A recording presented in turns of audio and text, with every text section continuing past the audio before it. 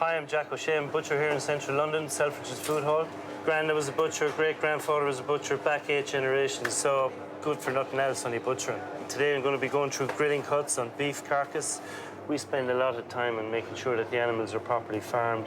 We pH test them so we know there's no stress in the muscle. The butcher has no idea where the meat is from. He doesn't really have the attention to detail required. But the ideal, of course, is to have an excellent farmer, excellent butcher, and an excellent chef.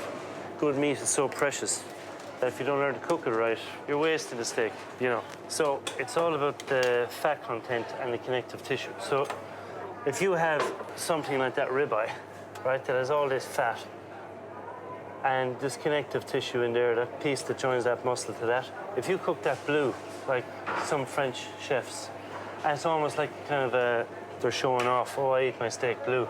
It's totally wrong. There's all that marbling, that'll all melt as the steak is cooking, and it's like self-basting. It's like it's basting itself inside in its own fat. You can cook something like that flank steak. You can cook that very raw. See? There's no fat, connective tissue. For that reason, the more it cooks, the more it dries out.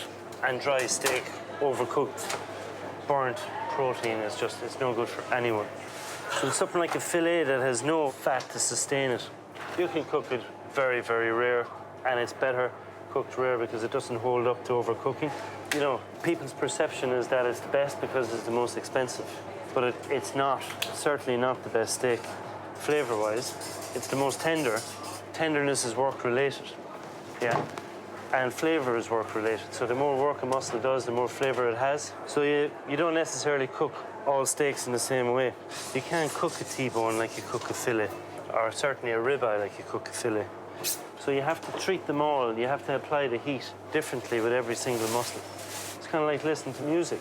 Sometimes you want to listen to the blues, other nights you want to rock out, and it's the same with beef. Every single meat that we sell, there's a lot of thought that goes into it. It's not about the commodity, it's about the art. I see steaks in my sleep. I think about meat all the time.